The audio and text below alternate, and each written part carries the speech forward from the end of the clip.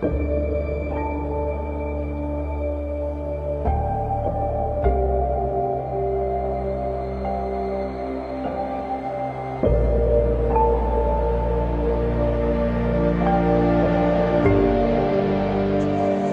bem, queridos amigos, queridos alunos, vamos a mais uma aula. Estamos aqui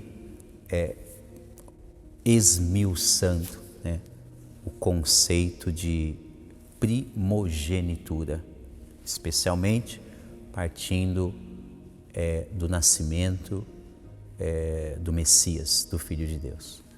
Vamos agora então à nossa oração inicial e vamos pedir os dons do Espírito Santo, especialmente peçamos a sabedoria do Espírito Santo para ensinarmos e aprendermos cada vez melhor, juntos, em nome do Pai, do Filho e do Espírito Santo.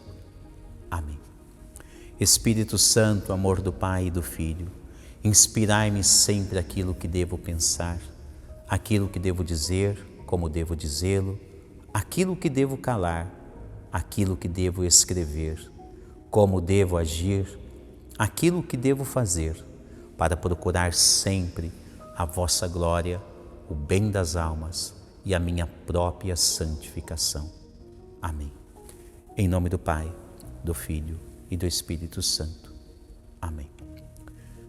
São José, rogai por nós. Nossa Senhora Aparecida, rogai por nós. Vamos agora, nesta mesma, se meu pai estivesse vivo, ele diria toada, né? Vamos nessa toada, né? Os antigos, né? Meu pai e meus pais sempre foram muito simples, de família simples. Minha mãe, Maria, também já foi para o céu. Meu pai, José, também já foi para o céu. E sempre foram muito simples. Então eles tinham uma linguagem antiga, né?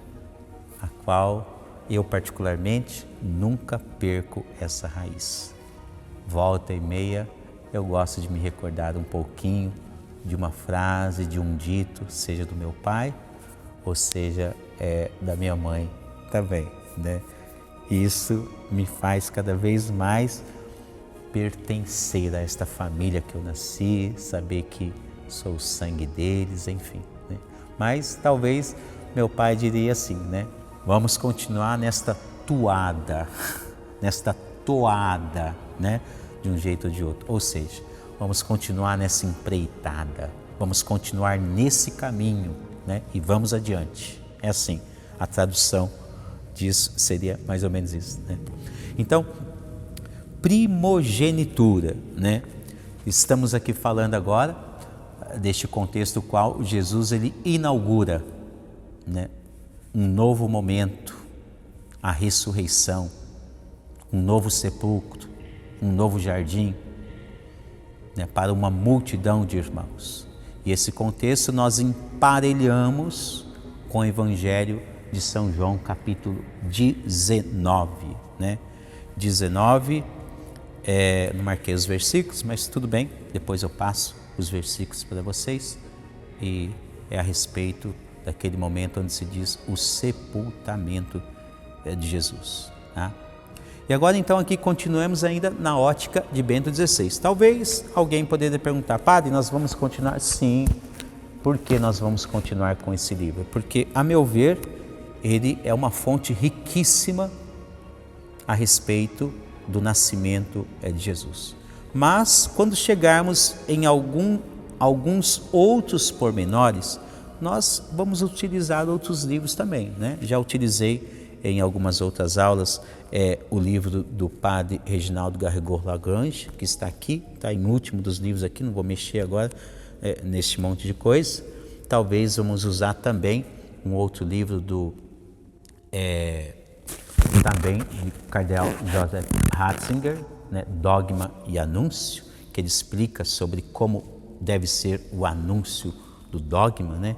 Mas também vamos utilizar o livro do padre Carlos Inácio Gonzalez, Maria Evangelizada e Evangelizadora, que, a meu ver, é um mini compêndio um mini compêndio de Mariologia. Ele traz aqui muitas informações. E para esse contexto, então, que nós estamos estudando agora, daqui a pouquinho talvez a gente tire algumas informações desse padre também, tá? O qual é importantíssimo para todos nós, tá certo? Então, vamos aqui, tá? Continuando, página 63. Bento XVI, depois que ele fala sobre a inauguração da nova humanidade, ele cita novamente a Sagrada Escritura, né? Essa é uma das particularidades desses grandes teólogos, né? Eles citam a Sagrada Escritura abundantemente, né? A meu ver, né, os grandes e bons teólogos sempre têm como a pedra angular dos seus escritos a tradição da Sagrada Escritura, né? Não tem como fugir. Se quer escrever sobre teologia, tem que ter ali como base o que aconteceu na Sagrada Escritura. Não tem como, a meu ver, não tem como escrever teologia sem a Sagrada Escritura estar ali imbuída em determinados pensamentos. E aí nós vemos então que abundantemente esses escritores, teólogos, eles citam constantemente, né, a Sagrada Escritura. Então ele continua aqui e diz assim, né, na sequência.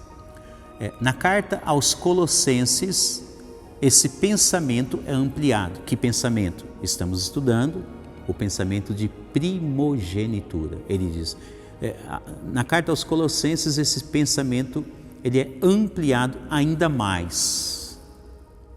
Cristo é designado o primogênito de toda criatura, né? E aqui ele faz a citação, que daqui a pouquinho nós vamos até lá, tá? O primogênito dos mortos.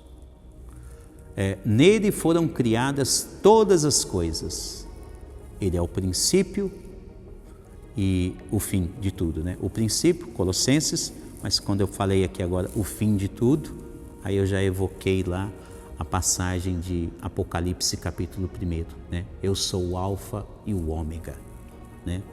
E aí depois ele continua, o conceito de primogenitura adquire uma dimensão cósmica, de todo o cosmos. Cristo, o Filho encarnado, é, por assim dizer, a primeira ideia de Deus. Olha que coisa fantástica, né?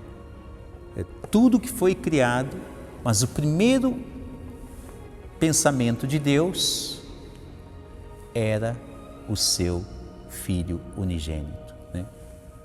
É, por assim dizer, a primeira ideia de Deus e antecede toda criatura que está ordenada para Ele e a partir dele. Por isso é também princípio e fim da nova criação que teve início com a ressurreição. Então, vamos aprender mais um pouquinho sobre essa fala de Bento XVI e vamos agora novamente explorar esse pensamento a partir da Sagrada Escritura, né? Então, São Paulo aos Colossenses, tá? Se você tiver com a Sagrada Escritura a seu dispor, ao seu alcance, então vamos lá na epístola que fala a respeito dos Colossenses, tá? Nós temos aqui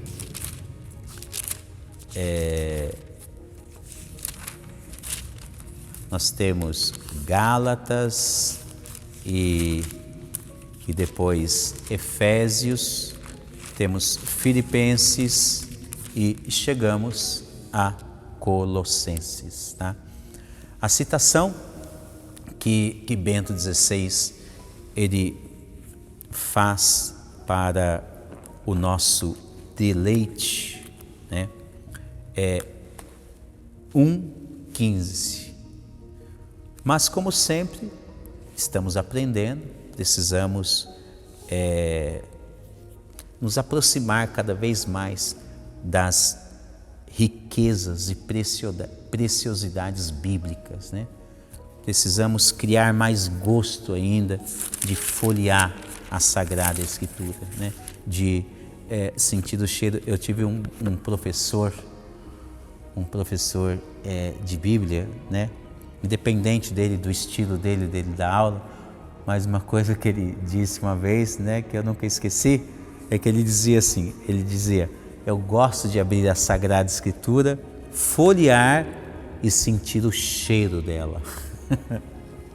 É interessante, é algo interessante, né? Você vai falar, nossa, sentir cheiro de papel, que coisa. Depende da ótica.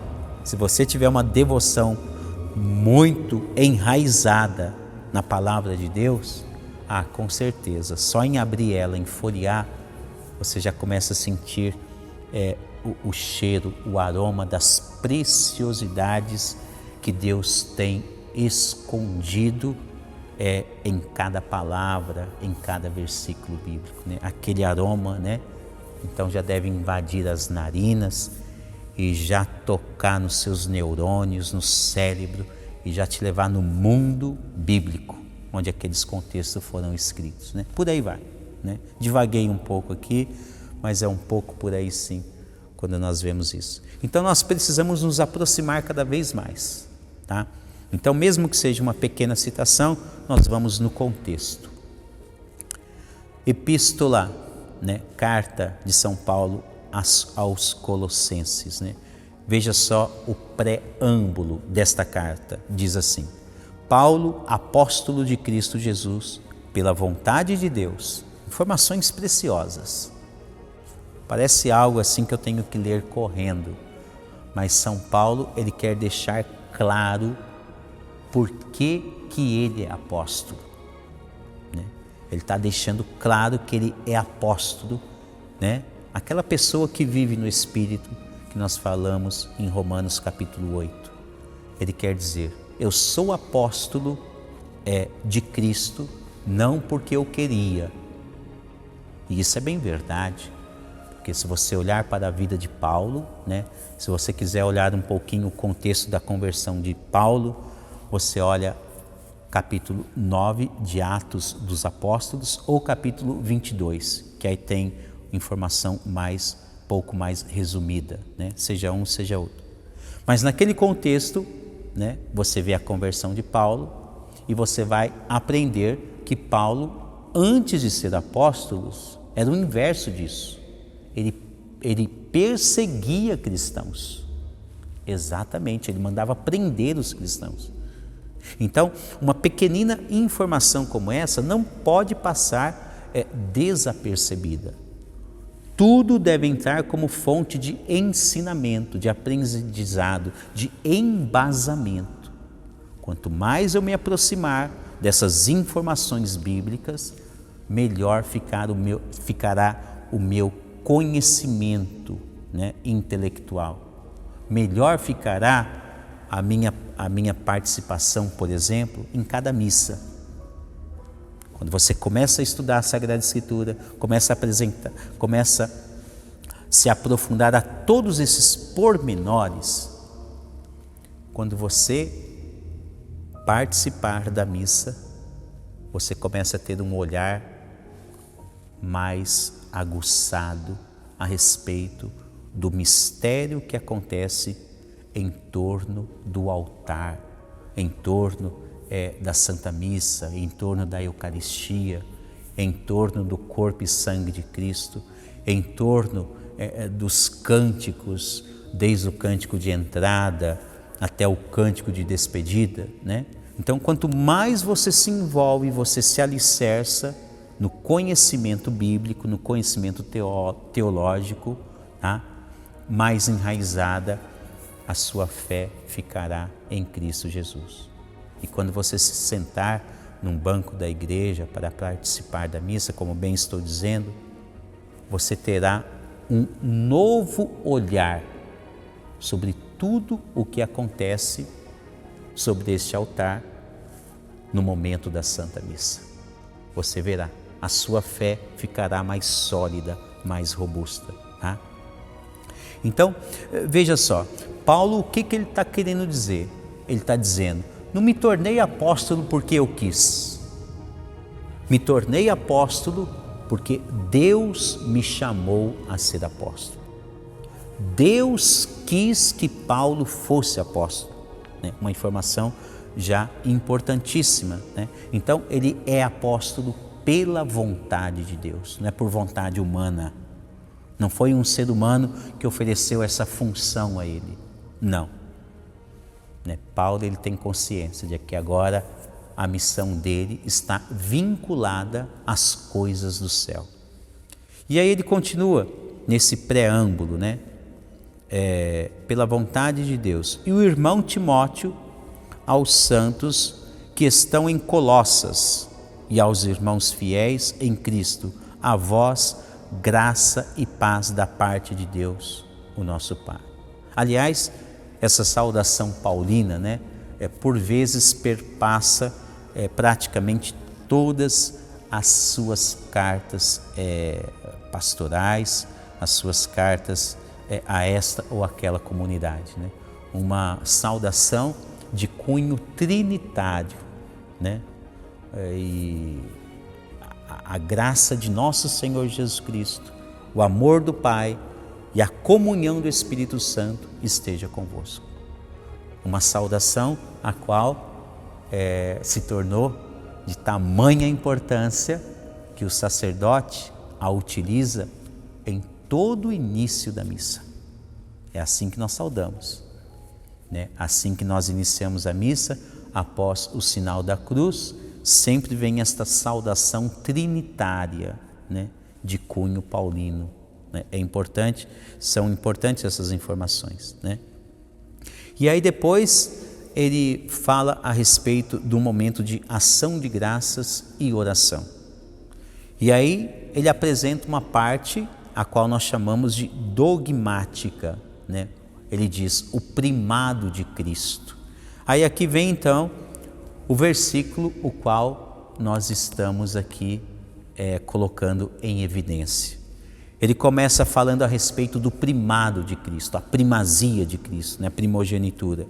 Versículo 15 ele diz assim: Ele é a imagem de Deus Pai invisível, o primogênito de toda criatura, porque nele foram criadas todas as coisas, nos céus e na terra, as visíveis e as invisíveis, tronos, soberanias, principados, autoridades, tudo foi criado por ele e para ele. É antes de tudo e tudo nele subsiste. Ele é a cabeça da igreja, que é o seu corpo, é o princípio, o primogênito dos mortos, tendo em tudo a primazia, pois nele aprouve a Deus fazer habitar toda a plenitude e reconciliar por ele e para ele todos os seres, os da terra e os do céu, realizando a paz pelo sangue da sua cruz. Olha quantas informações para que a gente possa aqui também beber desta fonte bíblica. Tá? Mas como bem tenho dito em algumas aulas, elas têm passado bem rápido, graças a Deus. Estamos encerrando mais esta aula e então nós vamos continuar estudando esse conceito de primogenitura, partindo agora dessa carta aos Colossenses na nossa próxima aula. Até a próxima aula, se Deus quiser. Em nome do Pai, do Filho e do Espírito Santo. Amém.